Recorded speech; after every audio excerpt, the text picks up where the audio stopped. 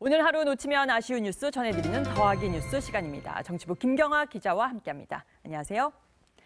자, 더하기 뉴스 첫 번째 키워드 보겠습니다. 닮은 꼴 운명. 자, 저희 TV조선이 북한 김정은의 이복형 김정남이 말레이시아에서 피살당했다는 세계적인 특종을 보도했는데요. 정말 닮은 꼴입니다. 김정은의 외사촌 이한영 씨도 권총으로 피살을 당했습니다. 자, 사촌이 비슷한 비극적인 결말을 맞은 셈이네요. 네, 아마 기억하시는 분들 계실 텐데요. 김정남의 이종 사촌인 이한영 씨도 지난 1997년 국내에서 피살됐습니다. 이 씨는 김정일의 전처인 성혜림의 언니, 그러니까 성혜랑의 아들입니다. 피살당한 김정남이 성혜림의 아들이니까 김정남과 이한영 씨는 사촌지간이 되는 건데요. 이 씨는 어린 시절 김정남과 함께 김정일 관저에서 자랐습니다. 그만큼 김 씨 일가의 내밀한 부분까지 잘 아는 인물이었다는 건데 1982년 스위스에서 망명한 후 우리나라에 정착했는데 1997년 2월 15일 자신이 살던 경기도 분당 아파트에서 총격을 당했습니다. 총을 맞은 이 씨가 의식을 잃기 직전에 마지막으로 내뱉은 말은 간첩이었고 살해 현장엔 북한제 권총에서 사용되는 탄피가 발견됐습니다. 그러니까 김정남은 여성 간첩의 독침에 맞아서 지금 살해를 당한 거고 이한영 씨는 또 북한 간첩의 권총에 맞아서 지금 살해를 당한 셈이네요. 네, 맞습니다. 범인을 잡지는 못했습니다. 하지만 당시 공안 당국은 북한 사회문화부 소속의 테러 전문 요원인 일명 최순호조가 암살을 저지른 것으로 결론지었습니다. 이 씨가 망명 후 저서 대동강 로열 패밀리를 통해 북한의 실상과 김정일의 사생활을 폭로한 것이 암살의 직접적인 원인이 됐다는 분석입니다. 그러니까 본인의 걸림돌이 되면 뭐 고모부 장성택, 이복 형제까지 아주 무자비하게 다 암살을 하는데 이번에 정말 김정은 정권의 무자비한 그 속성을 다시 한번 깨닫게 하는 계기가 된 것 같습니다. 네, 그런 셈입니다. 자, 두 번째 키워드로 넘어가 보겠습니다. 태극기 휘날리며 대통령 대리인단 측 서석구 변호사가 태극기를 헌재에서 휘날렸어요? 네, 그렇습니다. 오늘 박근혜 대통령 탄핵 심판 13차 변론이 있었습니다. 변론이 시작되기 전 대통령 대리인단의 서석구 변호사가 태극기를 펼쳤다가 헌재 직원의 제지를 받았습니다. 이 관련 영상 보시면 회색 재킷을 입은 서 변호사가 가방에서 뭔가를 꺼내듭니다.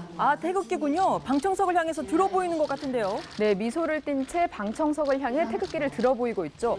이 헌재 직원이 제지하자 방청석 쪽을 손가락으로 가리키며 뭐라고 얘기를 하면서 태극기는 다시 가방에 집어넣습니다. 이 영상에는 잡히지 않았는데 서 변호사는 아예 태극기를 두르고 심판정에 들어가려다가 제지를 당하기도 했습니다.